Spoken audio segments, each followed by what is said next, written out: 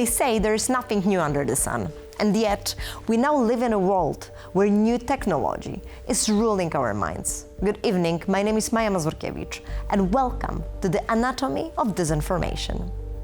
Disinformation is nothing new. The same methods have been used for centuries to dominate the narrative, manipulate people, and sow chaos. The ancient rule of divide and conquer has worked for ages, but now technology is being used to divide us faster and conquer even bigger masses.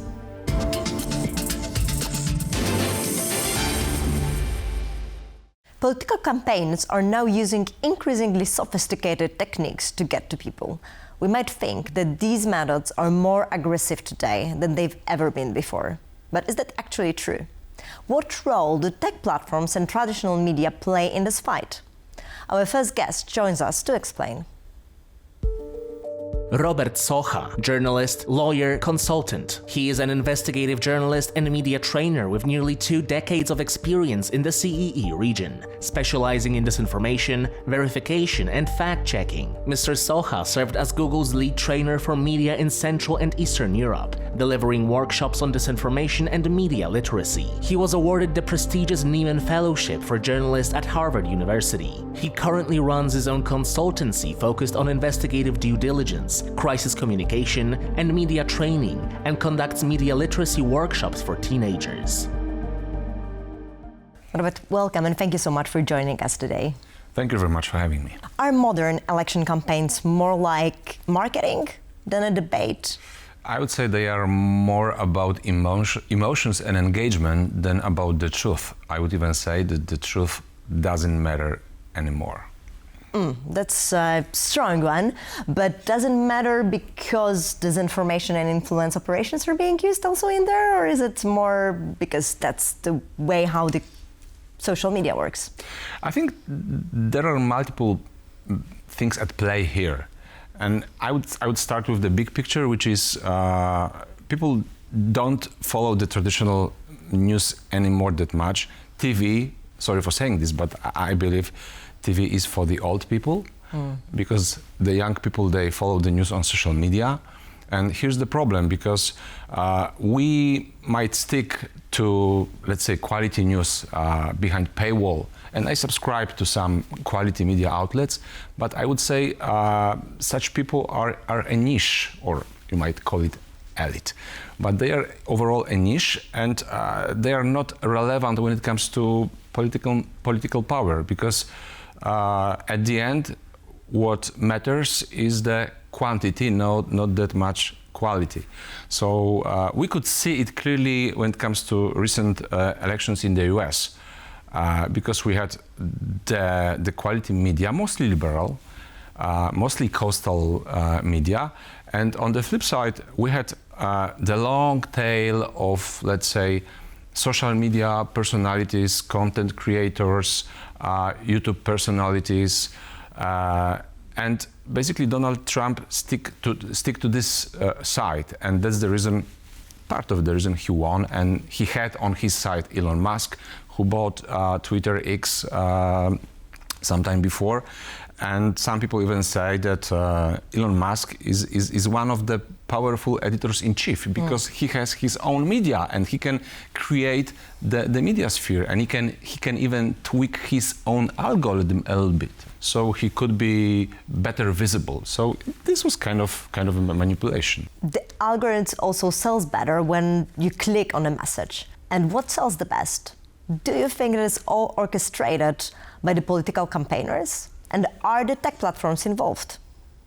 For political campaigners, in practical terms, this solution basically works better, because they know that social media or the algorithm prioritizes emotions, so they stick to the emotions, not that much to the merit, to the truth. So that's the reason. And we could clearly see when it comes to recent elections in Poland or in the US presidential elections, that the traditional media, or let's say the quality media, they uncovered a lot of bad stuff, critical stuff about the candidates. And so what? It seems that it didn't matter, because the supporters of these candidates, be it Karol Nawrocki or Donald Trump, they had their own media. They had their own news be it social media, Facebook, whatever.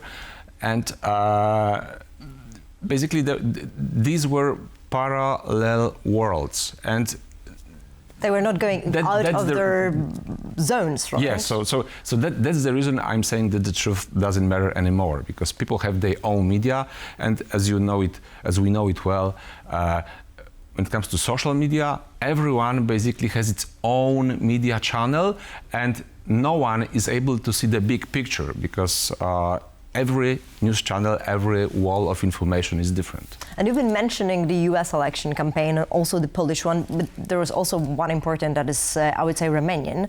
And do you think that the emotions and the tactics, were there like similar in all of them? They were learning from each other? I think they are learning from each other in general terms, that it's not I think it's not worth to bet on the traditional media, because the traditional media, and I'm sorry to say this, but they are becoming more and more non-relevant, because what is good for the campaigners is to invest in these fringe social media persons, in these content creators, YouTubers, etc., because it's much better return on investment than talking to the traditional media. They can do investigations, they can uncover a lot. Nobody cares anymore. It just doesn't matter. The traditional media say they have this fact-checked piece of information, but the other side, they say, wait, so what? It's not true. And you used to be an investigative journalist yourself, so you know what you're saying. And that's the issue. So if you are talking about traditional media, they all need to be on social media, correct?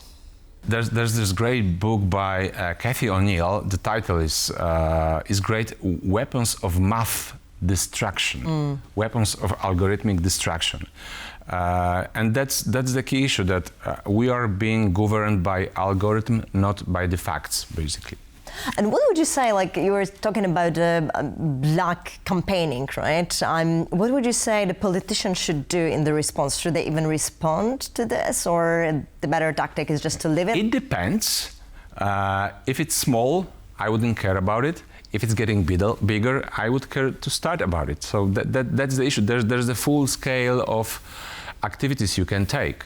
But it's all about monitoring the social media sphere and what's going on, and it's about monitoring the sentiment there as well. And I believe this is what political campaigners are doing. They are sticking to this part of the media world, and they don't care about the traditional media that much. And is it the same as you are working with the companies, let's say? Is it like the same use of techniques, tactics? Well, when it comes to fact-checking and verification,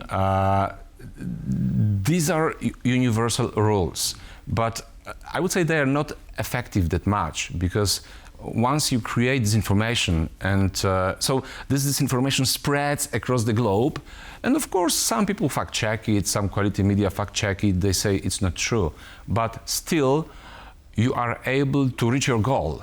I mean, just kind of a smear campaign against your candidate, because if once the disinformation is out, it's difficult to delete it at all. So some people would say, well, maybe it's not real, but there must be something in it.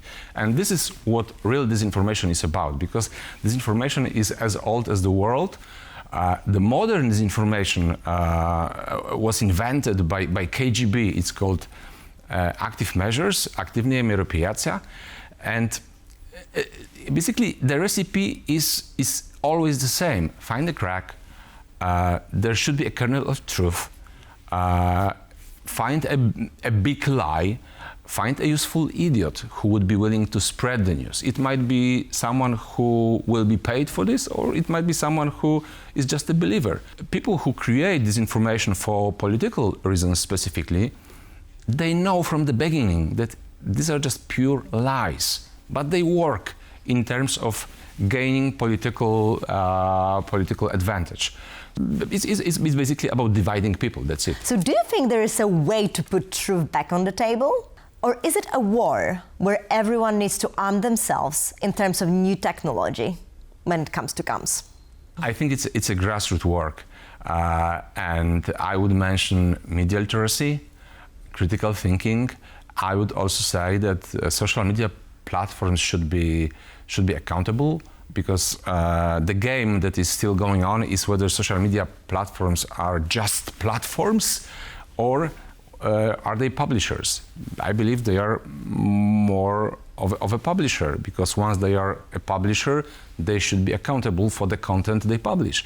So this is the big game that is being played all the time. But if we want to minimize or fight disinformation in a way, we have to hold those social media platforms to account. Of course, some people will say that it's censorship. No, it's not censorship.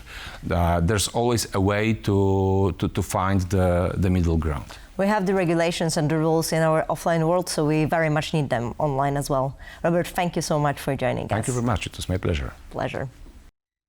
Disinformation about LGBTQ+ minorities is often spread by actors with a strategic objective.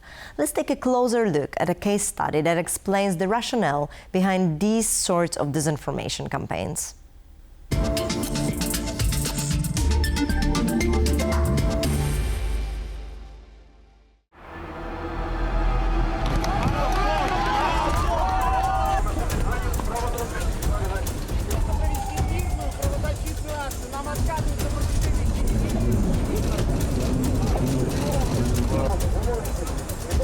In the case of Russia, it's all about narratives. So you create this anti-LGBT+ general narrative, and you connect it with the danger of Western capitalism and the danger to the public morals and public order. And already in 2006, we had the cases in which there were local bans in some regions, like Ryazan, that were against so-called gay propaganda.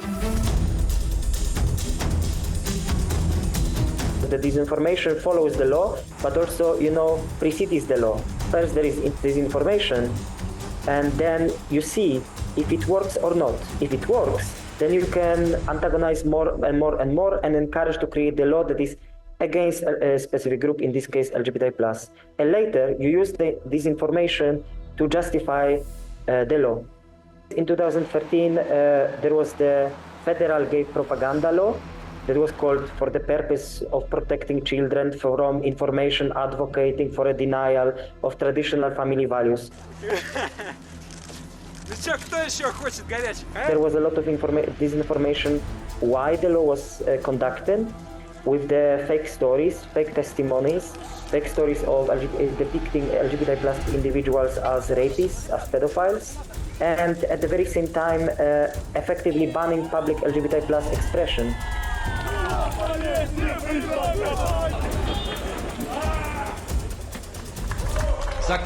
Федеральный конституционный закон одобрен.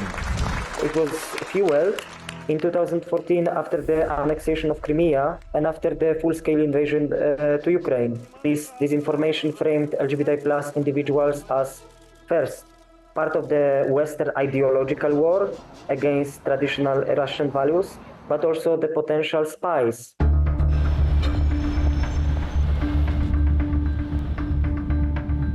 In Uganda, disinformation was used to create fabricated statistics about LGBT+ persons, and, for example, the spread of venereal disease, STDs, and especially HIV, which comes with a specific stigma that is very difficult to erase. And it was circulating mostly via churches, tabloids, social media. In 2014, the Anti-Homosexuality Act was passed that criminalized so-called promotion of homosexuality. In the next elections, was actually actively used by the Museveni's government to close down on any opposition candidates, which were just randomly attacked, targeted, and put in jail based on completely fabricated evidence and misinformation from the public media, as they are foreign funded and are there to destabilize Uganda through their LGBT+ activism.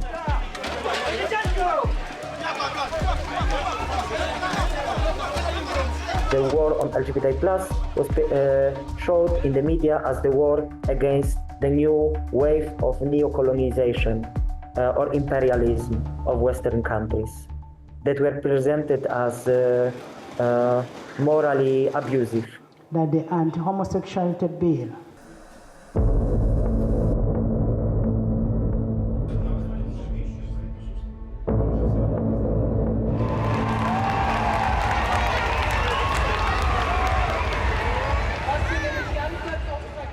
It's Pride Month. Every year in June, LGBTQ+ communities around the world come together to celebrate their voices and fight for equality. Meanwhile, disinformation actors often use them as scapegoats in us versus them narratives. This technique is used in many countries. We'll talk about that with our next guest. Annamaria Linczowska, Advocacy and Legal Affairs Coordinator, Campaign Against Homophobia. She holds a law degree from Jagiellonian University in Kraków and a sociology degree from the University of Warsaw. In her work for the Campaign Against Homophobia, Ms. Linczowska engages in national political advocacy, including participation in legislative processes, as well as international advocacy, particularly at the EU level. She coordinates the campaign's strategic litigation program and co-authors either independently or in cooperation with other organizations. Annamaria, welcome and thank you so much for joining us today. Thank you very much for your invitation. Well, we are at the end of the Pride Month and we're talking here about LGBTQ+ people and also disinformation around the issue. So is it the issue that community is portrayed as a threat to society? Very often LGBT+ community is targeted as a target of disinformation, misinformation, and in today times, because of the influence of social media and the influence of many creators of content in our public debate, it is very easy to present and to make it very strong voices which are not true, which are false, which are targeted in the LGBT+ community. Yes, and it's being used as the influence operations to bring the us versus them narrative, but you are the community that is beautiful and also showing, I think with the Pride Month as well, the strength of the community as well and being a part of the society. But what are the different narratives that you see? Because you also look at those narratives. Are they different in Poland and other EU countries or rather same? Oh, from my observations and from the observation of Campaign Against Homophobia, we see that some narrations are similar in Poland and in other EU countries, that some statements are just repeated in many countries. A lot of about targeting the transgender community, which is very strong and being, and these voices are even stronger in last months. Also, the narrations suggesting that because of making sure that in schools there is a sexual education and non-discrimination education, it will result in raising the number of LGBT+ people in the society. So, and those narratives are visible in Poland, Hungary, but also other countries? Especially for sure in Poland, in Hungary, but I think that in other countries these voices might be also visible. Do you see that those influence campaigns are getting stronger when there are political events? Of course, the shape of public debate is connected with political events. From Polish background, we had very sad examples of using anti-LGBT narration during the campaign in 2019 and 2020. However, in this presidential campaign, I had an impression that LGBT+ topics are not the most exposed during the campaign. The focus was on other topics. However, there were some posters with Rafał Trzaskowski having the rainbow flag, right? Yeah, and the problem with publishing the photo of Rafał Trzaskowski from Warsaw Pride, of course, and the fact that he decided to hide the rainbow flag during the presidential debate, and Magdalena Biejat took it from him. Yeah, but we were afraid that this narration will be stronger and the LGBT+ community will be targeted again.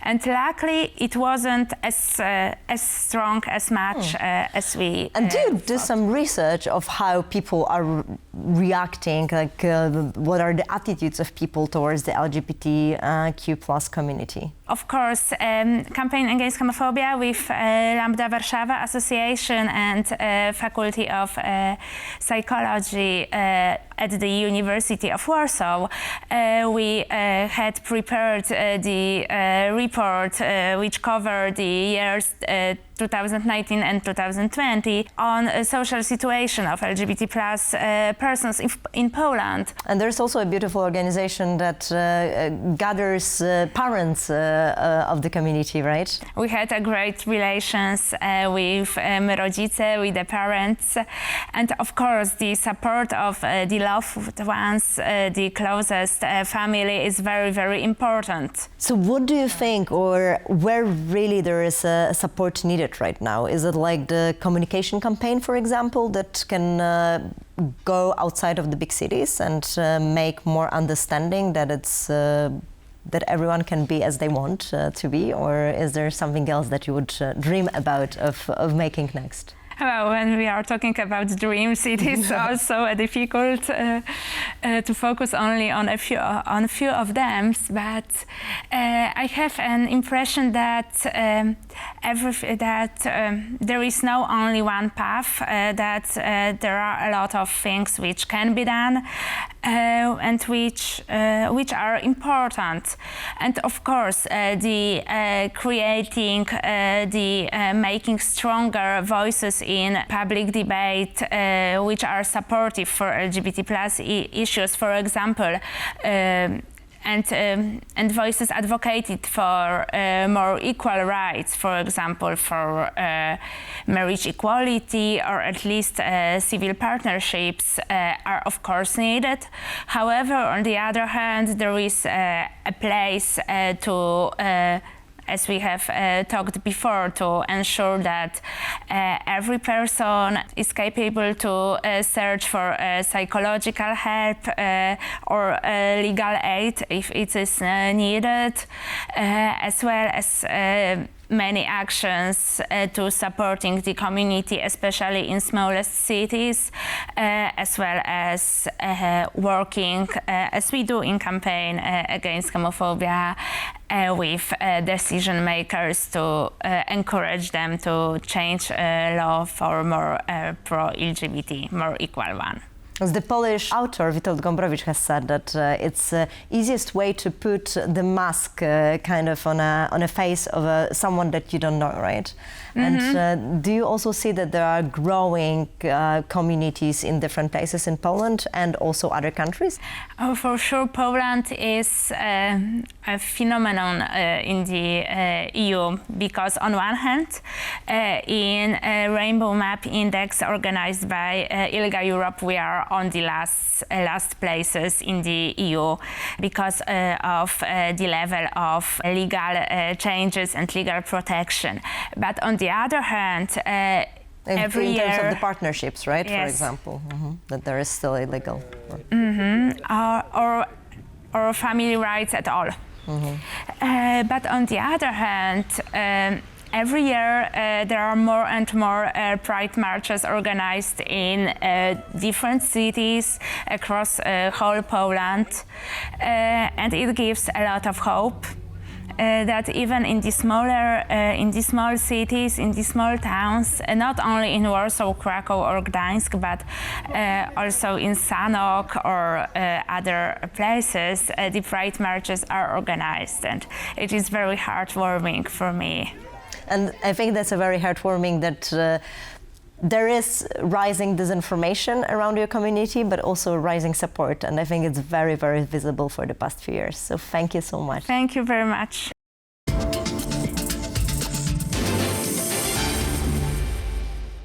Disinformation is nothing new. It's long been used to exploit our emotions and insecurities. And the less we know about a particular community, the easier it is for bad actors to paint it as a threat and divide our society. These techniques still work during summer vacation. So while you're away on holiday, remember to keep calm and think deeply.